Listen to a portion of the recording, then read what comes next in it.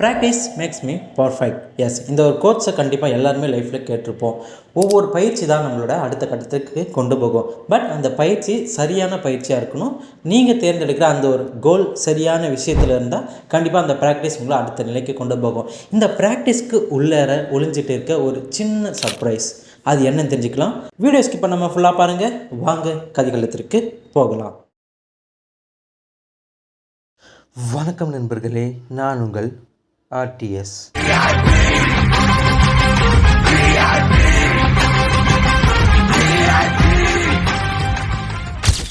முதல் விஷயம், ப்ராக்டிஸை டிவைன் பண்ண அப்படின்னா PRACTICE அப்படின்னு பிரிக்கலாம். ஸோ ஃபஸ்ட்டு பி அப்படின்னா plan for your clear goal. Yes, உன்னோட கிளியரான கோல். நீ எதை நோக்கி போக போகிற, உன்னோட கோல் என்ன அப்படின்னு நீ கிளியர்டாக இருக்கணும்.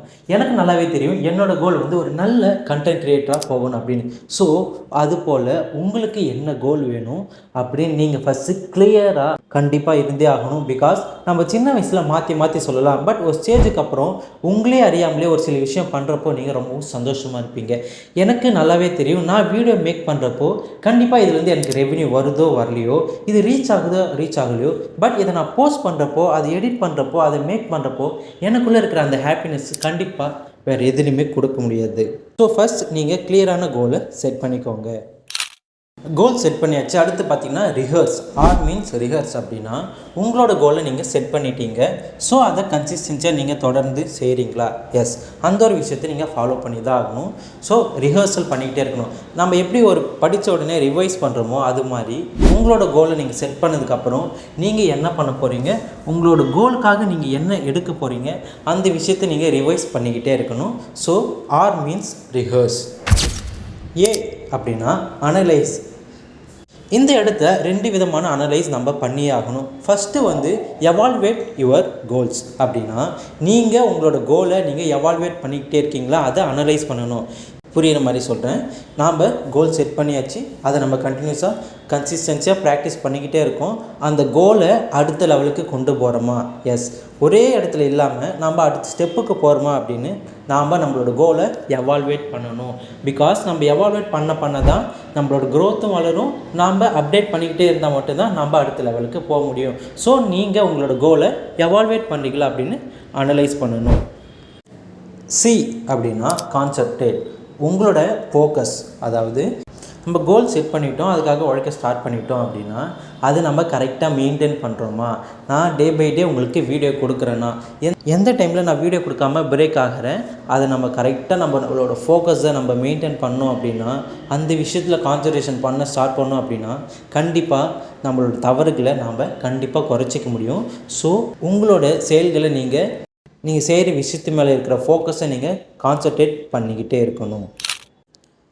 T means track your progress. Yes, நம்மளோட கோல் செட் பண்ணிட்டோம், அது செயலில் இறங்கிட்டோம், அது சரியாக நடக்குதா? இந்த டைமில் தான் ஃபஸ்ட்டு வந்து உங்களோட கோலை எவால்வேட் பண்ணணும், ரெண்டாவது ட்ராக் பண்ணணும். நாம் சரியான பாதையில் தான் போய்கிட்டு இருக்கோமா?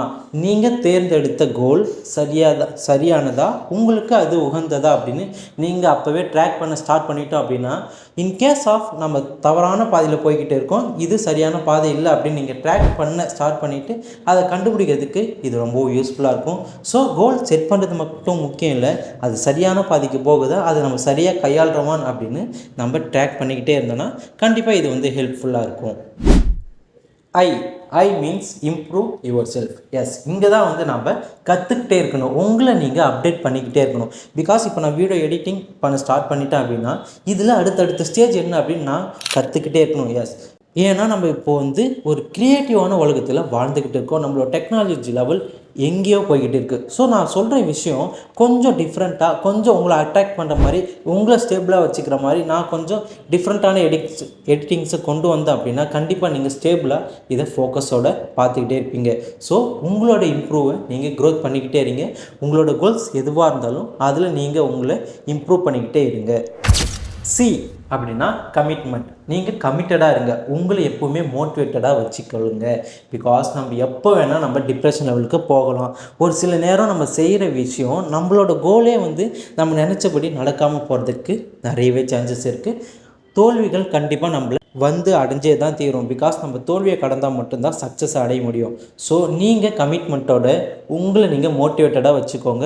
எத்தனை தோல்வி வந்தாலும் என்னால் திரும்ப திரும்ப அதை ப்ராக்டிஸ் பண்ண முடியும், திரும்பவும் அந்த விஷயத்தை நான் எடுத்துக்கிட்டு அந்த தவறுகளை சரி செஞ்சுட்டு தொடர்ந்து என்னால் பயணிக்க முடியும் அப்படின்னு உங்களை ஒரு கமிட்மெண்ட்டுக்குள்ளே ஒரு மோட்டிவேஷன் ஸ்டேஜுக்குள்ளே உங்களை நீங்கள் வச்சுக்கோங்க.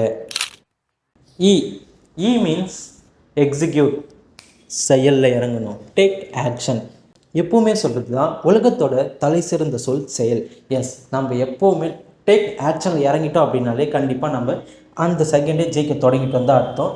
ஸோ எவ்வளோ நம்ம நிறைய நேரம் திங்க் பண்ணிக்கிட்டே இருப்போம், இப்படி பண்ணலாமா அப்படி பண்ணலாமா, ஒருவேளை இந்த டைமுக்குள்ளே பண்ணலாமா அந்த டைமில் பண்ணலாமா அப்படின்னு யோசிக்கிறதை விட்டுட்டு ஆன் செகண்ட் நன்றே சே இன்றே செய் அப்படின்னு சொல்லியிருப்பாங்க பார்த்தீங்களா. அந்த விஷயத்தை இன்றைக்கே உடனே செயலில் இறங்கி அதுக்கான ஒரு சின்ன ஸ்டெப்ஸ். நீங்கள் சேனல் க்ரியேட் பண்ண போகிறீங்கன்னா ஒரு சின்ன லோகோ க்ரியேட் பண்ணுங்கள், உங்களுக்கான நேம் க்ரியேட் பண்ணுங்கள். ஒருவேளை நீங்கள் டிஃப்ரெண்ட்டான இப்போ ஸ்டடி பண்ண போகிறீங்கன்னா அதுக்கான கிளாஸ் அனலைஸ் பண்ணுங்கள், எங்கெங்கே இருக்குன்னு அனலைஸ் பண்ணுங்கள். அப்படின்னு சின்ன சின்ன விஷயத்தில் நீங்கள் செயலில் இறங்கினாலே நம்ம கண்டிப்பாக அடுத்த லெவலுக்கு போகலாம். ஸோ ப்ராக்டிஸ்க்குள்ளே ஒளிஞ்சிருக்க இந்த சீக்ரெட்ஸை இப்போ தான் ஃபஸ்ட் டைம் உங்களுக்கு தெரியும்னா மறக்காமல் நம்மளோட பேஜுக்கு நம்மளோட வீடியோக்கு ஒரு லைக்கை போட்டுங்க, உங்களோட ஃப்ரெண்டுக்கு ஷேர் பண்ணுங்கள். கண்டிப்பாக அவங்களும் வாழ்க்கையில் முன்னேறட்டும். ஸோ நம்மளோட பேஜுக்கு ஃபஸ்ட் டைம் வரீங்கன்னா மறக்காமல் சப்ஸ்கிரைப் பண்ணிக்கோங்க. மீண்டும் அடுத்த ஒரு அருமையான கதைகளுக்குள்ள உங்களை வந்து பார்க்குறேன். RTS.